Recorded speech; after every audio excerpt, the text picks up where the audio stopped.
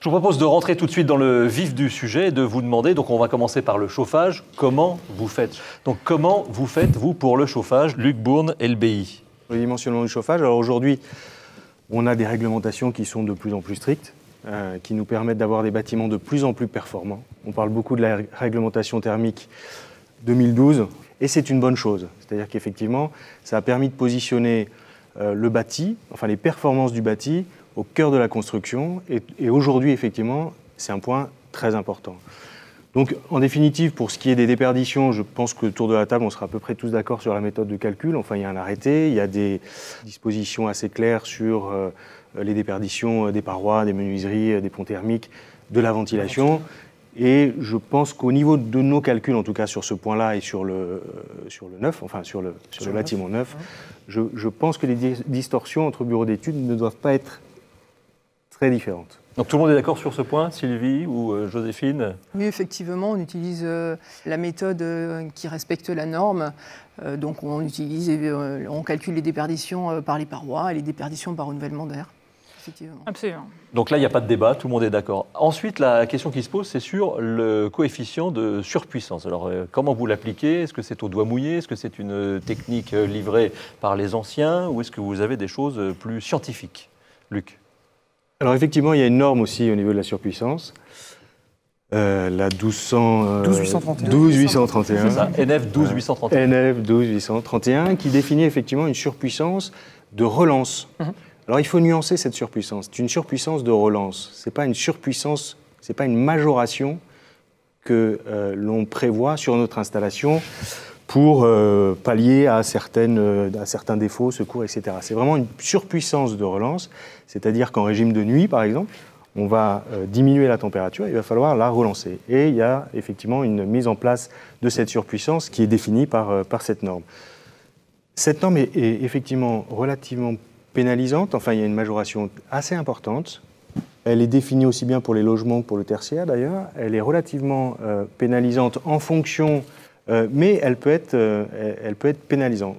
Pour ma part, et au vu du bâti performant que l'on peut avoir aujourd'hui, j'ai tendance à partir sur une surpuissance de 10% au niveau des logements, des immeubles de logements neufs. Et ce 10%, d'où vient-il? Mais en définitive, c'est la marge, c'est la surpuissance la plus basse que l'on peut avoir au travers de cette norme. Quand on l'applique. Quand on l'applique. Oui, voilà. Donc en fait, c'est une approche c'est mon approche et c'est une approche que l'on fait comme ça au travers de cette moyenne basse, quoi. Et Joséphine Ledoux, c'est important parce que Romain Ruyard vient de le dire, quand on applique, vous, sans trahir de secret, je crois que vous n'appliquez pas de surpuissance. Eh bien non, je n'applique pas de surpuissance en tant que telle, puisque je considère que en fait, la surpuissance, quand on calcule une puissance de besoin de chauffage à partir des déperditions, on a déjà une surpuissance qui est dans 90% des cas présente, puisqu'il y a déjà eu plusieurs études, notamment une étude d'Atlantique, qui avait démontré que quand on avait une puissance P, et ben finalement, on y arrivait à peine 10% du temps. Finalement. Avec les températures de base. Et sur la température de base. Donc moi, je pars un petit peu du principe que, de toute manière, quand on a calculé une puissance P, on la calcule à une température de base qui provient de valeurs qui datent aussi de plusieurs années, et tout le monde sait l'impact du réchauffement climatique.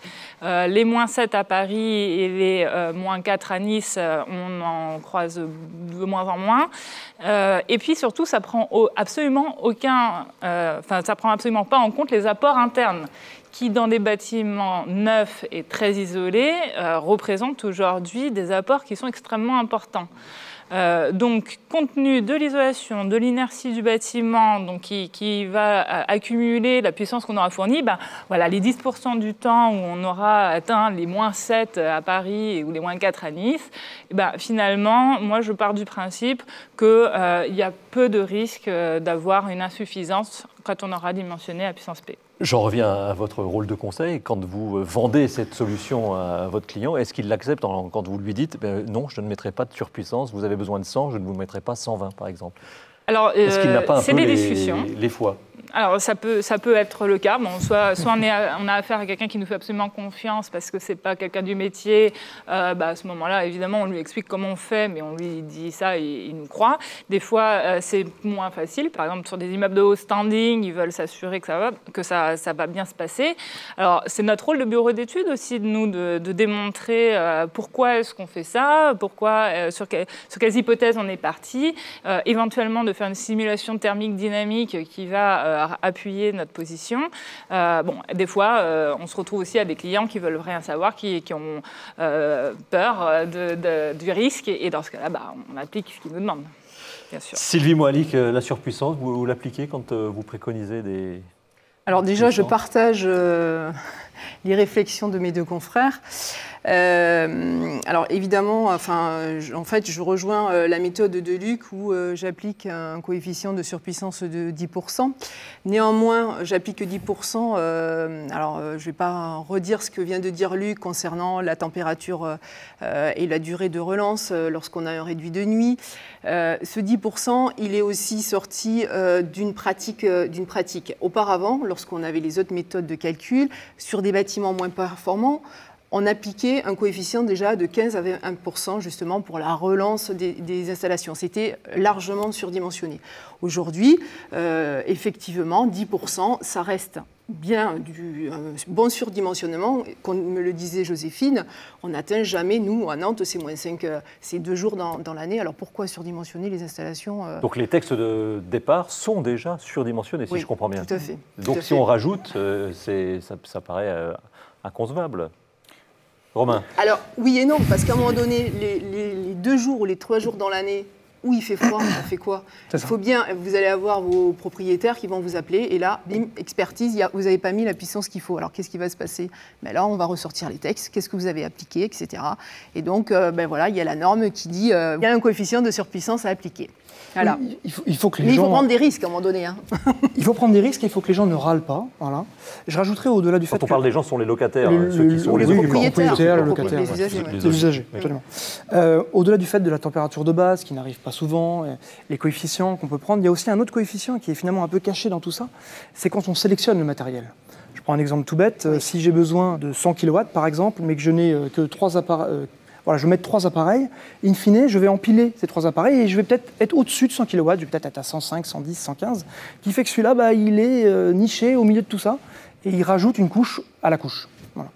Alors sur l'étude que vous avez menée au sein des 35 bureaux d'études thermiques, je voulais préciser qu'un tiers applique systématiquement la surpuissance, donc sans se poser de questions, mais il l'applique à 30% donc pour les bureaux d'études interrogés dans l'étude du démarrage. Et à l'inverse, un tiers ne l'applique pas. Voilà. N'est-ce pas? Joséphine.